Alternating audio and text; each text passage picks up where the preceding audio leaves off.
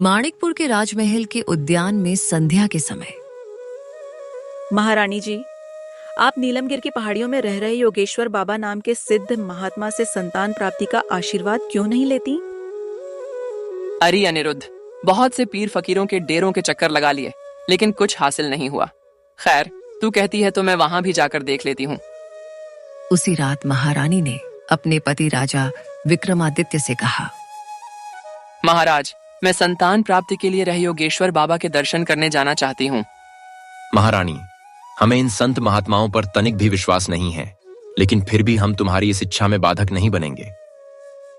और अगले दिन शीघ्र ही। सैनिकों, तुम यहीं नीचे रुको, मैं अकेली ही पहाड़ी पर योगेश्वर बाबा से मिलने जाऊंगी। अनुप्रिया अकेली ही दुर्गम पहाड़ियों पर चढ़ने लगी। जब वह अपनी सांसों को नियंत्रित करके आश्रम में प्रविष्ट हुई, अगले पल वह दौड़कर योगेश्वर बाबा के चरणों से लिपट गई। उठो बेटी, उठो।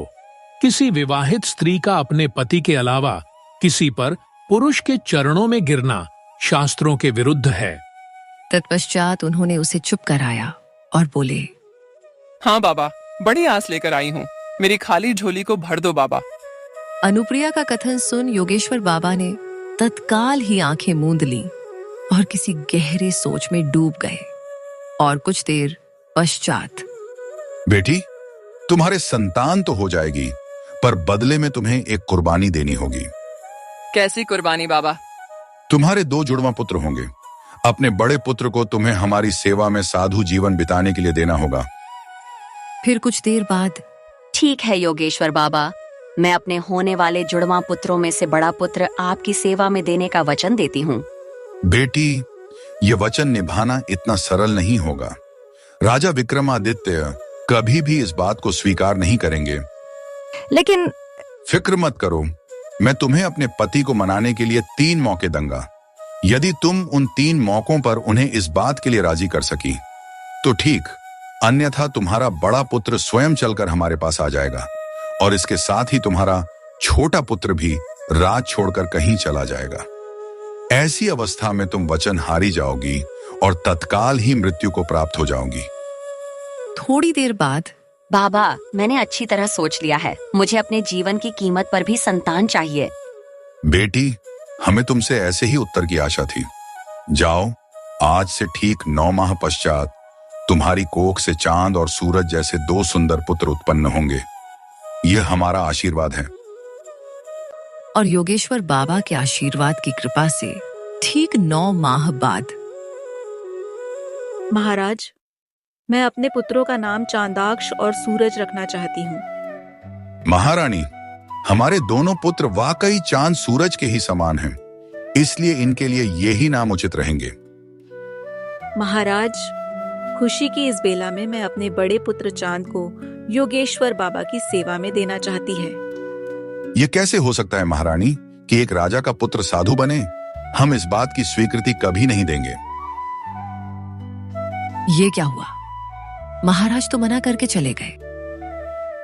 फिर दिन बीतने के साथ चांद सूरज दोनों जुड़वा भाइयों का लालन पालन राजकीय परंपराओं के अनुसार होने लगा, परंतु सुपर्णा हर समय उसी बात को सोचती रहती और इस तरह 10 वर्ष का लंबा समय बीत गया। एक दिन, अब बड़े हो गए, अब इन्हें आगे की शिक्षा अध्ययन हेतु भारद्वाज आशी के आश्रम में भेज देना चाहिए। महाराज, आप ठीक कह रहे हैं। आप सूरज को भारद्वाज आशी के आश्रम में छोड़ आइए। सूरज को ही क्यों? चांद भी तो उसके साथ जाएगा। महाराज, चांद राजनीति और शिक्षा लेकर क्या करेगा? उसे तो साधु जीवन अपनाना है। महारानी, क्या बक रही हो? तुमने आज बरसों बाद फिर वही राग अलापना शुरू कर दिया। महाराज, मैंने योगेश्वर बाबा को इस बात का वचन दिया हुआ है। मैं आपके आगे हाथ जोड़ती हूँ, मेरे वचन की लाज रख लीजिए। महारानी, कुछ भी हो, यह नहीं होगा, कदापि नहीं होगा। यह हमारा फैसला है। तब विक्रमादित्य सूरज के साथ साथ चांद को भी लेकर भारद्वाज आशी के पास दोनों को छोड़ आया। एक दिन और 10 वर्ष के बाद तुम दोनों की शिक्षा पूर्ण हो चुकी है। चलो अब तुम्हें तुम्हारे पिता के पास छोड़ आऊं। जो आज्ञा गुरुदेव। भारद्वाज आर्श चांद सूरज के साथ अगले दिन ही हीरकपुर जा पहुंचे। राजन, तुम्हारे दोनों पुत्रों शिक्षा पूर्ण हो गई है। गुरुदेव, मेरे पुत्रों को शिक्षित कर आपने मेरे ऊपर बड़ा उपकार किया है। गुरुदेव, हमारे राजकुल की रीति के अनुसार जब भी कोई राजकुमार गुरु के पास से शिक्षा ग्रहण कर वापस लौटता है, उससे अगले दिन ही उस राजकुमार की राज परीक्षा ली जाती है। हम चाहते हैं कि कल दरबार में आप हमारे पुत्रों की राज परीक्षा लें। जो भी राजकुमार आपके द्वारा ली गई राज परीक्षा में उत्तीर्ण होगा, उसे ही माणिकपुर राज्य का युवराज घोषित कर दिया जाएगा। राजन, आपका विचार बहुत बढ़िया है। अगले दिन पुत्रों, मैं तुम्हारी 2 परीक्षाएं लूंगा। क्या तुम दोनों परीक्षा देने को तैयार हो? हाँ गुरुदेव। तो सुनो, यदि तुम्हारे राज्य के पड़ोस में कोई दूसरा छोटा और दुर्बल राज्य हो तो तुम्हें बेड़े व शक्तिशाली माणिकपुर राज्य के राजा होने के नाते उस राज्य के प्रति कैसा व्यवहार करना चाहिए? राज्य को जीतकर तुरंत अपने राज्य में मिला लूंगा। मैं उस राज्य की सहायता करके उसे भी एक शक्तिशाली और समृद्ध राज्य बनाने का प्रयत्न करूंगा। गुरुदेव, चांद का विचार मूर्खतापूर्ण है। अगर छोटा दुर्बल राज्य शक्तिशाली हो गया तो वह शक्तिशाली होकर हम पर आक्रमण करने का प्रयत्न करेगा। चांद, तुम इस विषय में क्या कहोगे? गुरुदेव, असहाय लोगों की सहायता करना मनुष्य का पहला कर्तव्य है। उन्हें सताना व उन पर अत्याचार करना पाप और अक्षम्य अपराध है। तुम दोनों की पहली परीक्षा तो पूर्ण हो गई। अब तुम्हें दूसरी परीक्षा देने के लिए वन में आखेट करने इसी समय जाना होगा। संध्या को तुम दोनों को अपना अपना शिकार लेकर हमारे पास उपस्थित होना होगा। जो आज्ञा गुरुदेव। सूरज और चांद अपने अपने अनुचरों के साथ अलग अलग वन की ओर चल दिए। दोनों को कोई शिकार नहीं मिलता। खुशी समय सूरज ने उनके कक्ष में प्रवेश किया। यह क्या पुत्र, तुम तो खाली हाथ ही आए हो? गुरुदेव, आज न जाने क्यों वन में कोई जानवर ही दिखाई नहीं दिया। इस कारण मुझे वन में अपना पराक्रम दिखाने का अवसर ही नहीं मिला। तभी चांद भी वहां आ पहुंचा। ये क्या चांद, तुम भी खाली हाथ आए हो? गुरुदेव, मैं 2 शिकार लाया हूं। यह अहिंसावादी शिकार कैसे कर लाया? तब चांद के कहने पर कक्ष के बाहर खड़े उसके दोनों अनुचर कक्ष में आए। गुरुदेव, मैं वन में से इन्हीं 2 जानवरों का शिकार करके लाया हूं। लेकिन चांद बेटे, ये दोनों जानवर तो जीवित है, फिर इन्हें शिकार कैसे कह रहे हो? गुरुदेव, आज जब मैं वन में गया तो सूरज के डर से डरे सहमे जीव जंतुओं को मैंने प्यार से अपने पास बुलाया तो ये दोनों बेझिझक मेरे पास आ गए। गुरुदेव, मेरे विचार से शिकार करने का यह मतलब नहीं है कि किसी निर्दोष जानवर को तीर कमान तीर कम से मारकर ही उस पर विजय हासिल की जाए। स्नेह व प्यार से भी तो किसी पर विजय हासिल की जा सकती है। चांद बेटे, हमने तुम्हारी सूरज की बातें सुन ली है। अब तुम दोनों जाओ, कल हम परीक्षा का परिणाम घोषित करेंगे। लेकिन सूरज भारद्वाज आर्ष के कक्ष के बाहर ही रुक गया। मुझे पिताजी महाराज व गुरुदेव की बातें छिपकर सुननी चाहिए। गुरुदेव, अब बताइए, इन दोनों में से कौन युवराज बनने के योग्य है? राजन, यूं तो दोनों ही अपने अपने स्थान पर योग्य है, पर जो महानता चांद में है वह सूरज में नहीं है। इसलिए मैं बेखट के कह सकता हूं कि राजकुमार चांद ही हीरकपुर का युवराज बनने के योग्य है। ठीक है गुरुदेव, हम कल ही चांद को युवराज घोषित कर देंगे। तो यहाँ चांद को युवराज बनाने की तैयारी की जा रही है। यह तो मेरा सरासर अपमान है। अब मैं यहाँ रहकर अपमान सहने की बजाय माणिकपुर छोड़कर कहीं अन्यत्र चला जाऊंगा। फिर वह क्रोध भरकर वहां से अपने कक्ष में चला आया। इधर विक्रमादित्य सीधा चांद के कक्ष में पहुंचा। बधाई हो चांद बेटो, कल तुम माणिकपुर के युवा युवराज घोषित किए जाने वाले हो। यह आप क्या कह रहे हैं पिताजी महाराज? मैं इस योग्य कहां? चांद बेटे, यह तुम्हें नहीं, हमें पता है कि तुम किस योग्य हो।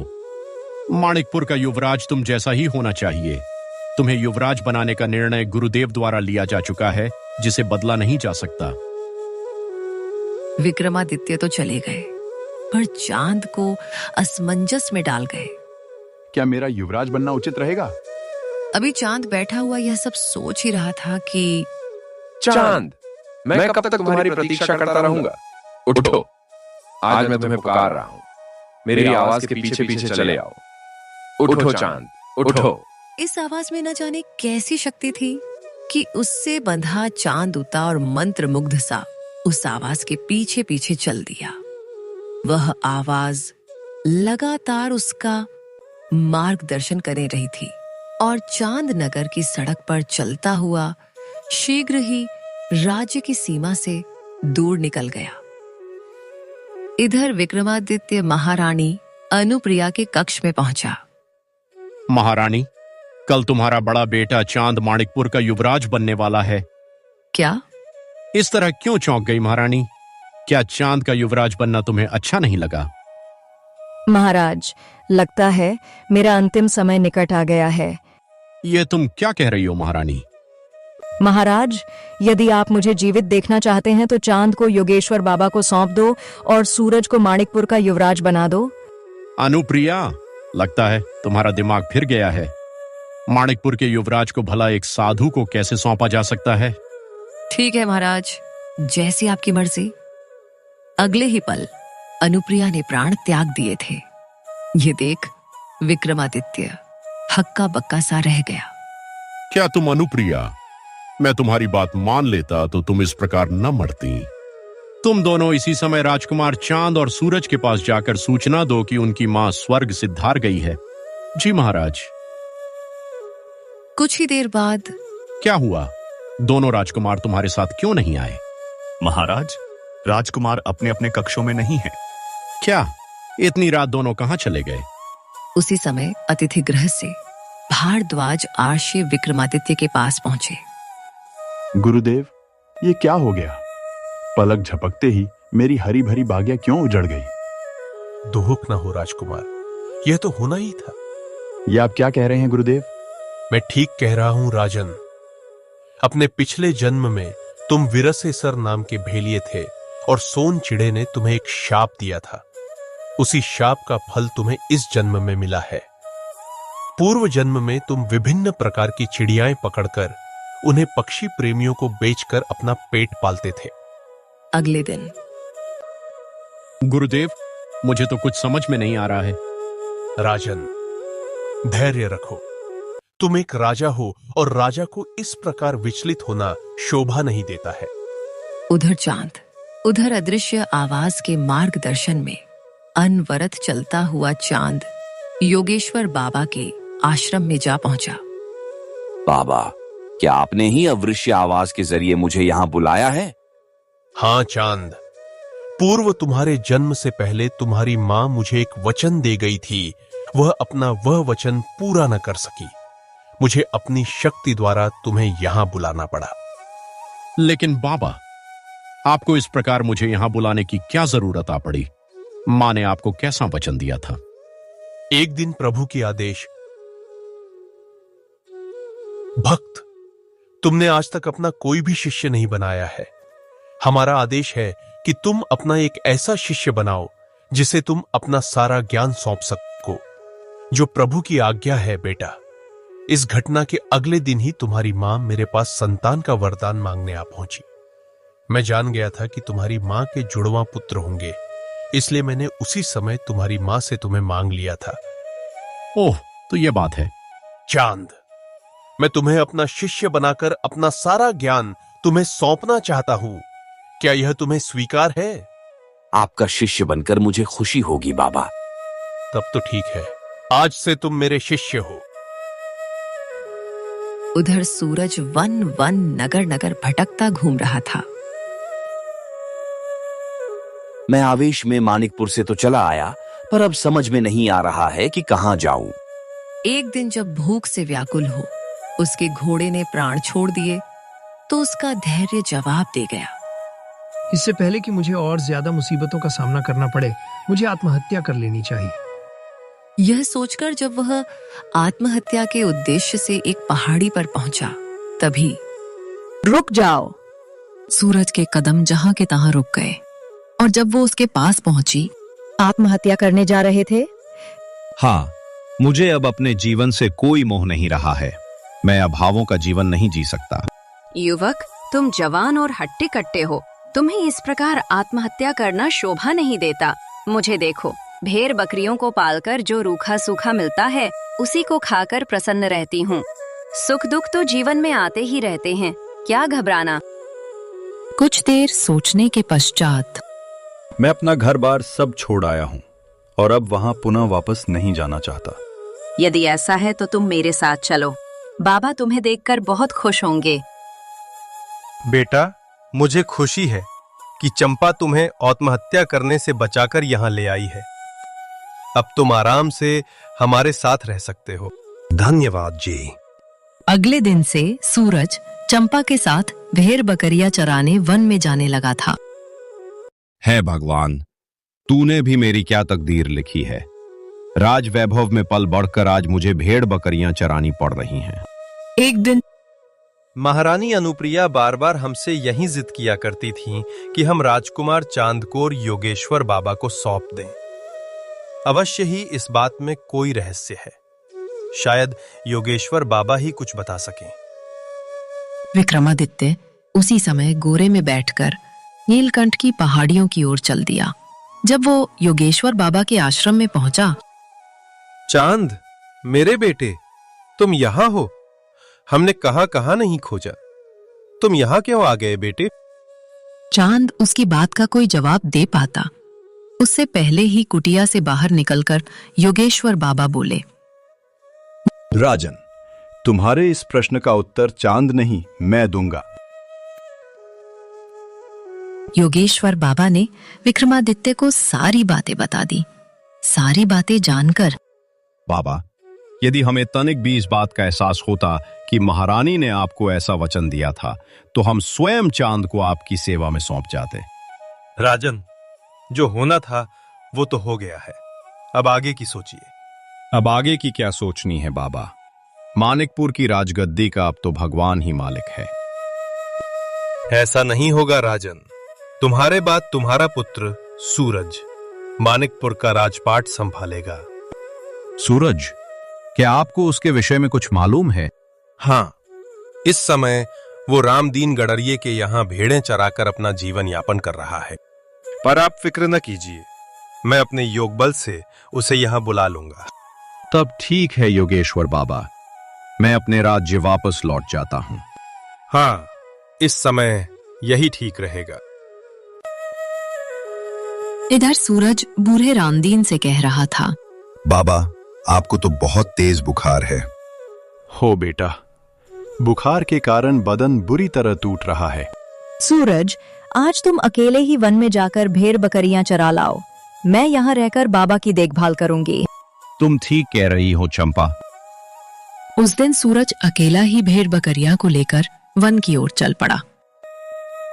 वन में पहुंचकर और वो एक पेड़ के नीचे बैठ गया। तभी सूरज, यहाँ क्यों बैठे हो? उठो उठो, मेरे पाप चले आओ। सूरज ने चौंक कर चारों ओर देखा। वो हैरत में पड़ गया। ओ, ये किसकी आवाज थी जो मुझे पुकार रही? तभी आवाज पुनः सुनाई दी। सूरज, हैरान ना हो, मैं तुम्हें बुला रहा हूँ। आओ, मेरे पास चले आओ। फिर आवाज के दिए निर्देशों का पालन करते हुए सूरज शीघ्र ही योगेश्वर बाबा के आश्रम में जा पहुंचा। आओ सूरज, आपने ही मुझे यहाँ बुलाया है बाबा। हाँ, सुनो सूरज, तुम्हें मानिकपुर वापस लौटना होगा। मैं अब कदापि मानिकपुर राज्य वापस नहीं लौटूंगा। अब तक चांद वहां का युवराज बन गया होगा। भला अब मेरा वहां क्या काम? सूरज, चांद युवराज नहीं, सन्यासी बन चुका है। क्या? सूरज विश्वास न हो तो मैं अभी तुम्हें दिखाता हूं। चांद पुत्र, मेरे पास आओ। चांद यहाँ? योगेश्वर बाबा की आवाज सुन झटपट उनके पास आ गया। गुरुदेव, चांद, ये तुम हो? अब तो तुम्हें मेरी बात का विश्वास आ गया ना सूरज? हाँ बाबा, लेकिन चांद यहाँ कैसे पहुंचा? ये एक लंबी कहानी है। फिर भी तुम्हारी जिज्ञासा शांत करने के लिए मैं तुम्हें इस कहानी को सुनाऊंगा। तब योगेश्वर बाबा ने विस्तार पूर्वक सूरज को सारा घटनाक्रम बताया। सारी बातें जानकर ओह, पिताजी, महाराज पर तो एक साथ बहुत दुख आ पड़े हैं। सूरज, इसीलिए तो कह रहा हूं कि तुम मानिकपुर जाकर महाराज का सहारा बनो। तब सूरज ने चांद से कहा, चांद, मेरे भाई, मुझे क्षमा कर दो। तुम्हें युवराज बनते देख मैं जलन से भर उठा था। सूरज, मेरी नियति में सन्यासी बनना लिखा था। मैं सन्यासी बन गया। तुम्हें मानिकपुर का युवराज बनना है, इसलिए गुरुदेव की बात मान मानिकपुर वापस लौट जाओ। तुम ठीक कह रहे हो भाई, मुझे मानिकपुर लौटना ही होगा। सूरज, मानिकपुर जाकर तुम चंपा को ना भूल जाना। उसका तुम्हारा पूर्व जन्म का साथ है। बाबा, ये आप क्या कह रहे हैं? पूर्व जन्म में तुम एक साधारण किसान के बेटे थे और चंपा उस गांव के जमींदार प्रभुदयाल की बेटी थी। तुम दोनों एक दूसरे को प्यार करते थे, लेकिन तुम दोनों का ये प्यार जमींदार को मंजूर नहीं था। तुम दोनों तो तालाब में कूदकर जान दे दी। सूरज, उन दोनों के उस बलिदान की लाज रखने के लिए तुम्हें इस जन्म में चंपा से विवाह करना ही होगा। बाबा, मुझे आपकी बात स्वीकार है। योगेश्वर बाबा को प्रणाम कर वहां से मानिकपुर की ओर चल दिया। जब वो मानिकपुर पहुंचा, सूरज, मेरे बेटे, तुम मुझे छोड़कर क्यों चले गए थे? क्षमा करें पिताजी महाराज, मुझसे भूल हो गई थी। अगले दिन विक्रमादित्य ने दरबार में घोषणा की, हम सूरज को मानिकपुर का युवराज घोषित करते हैं। युवराज बनने के पश्चात एक दिन सूरज और चंपा की खूब धूमधाम के साथ विवाह हो गया।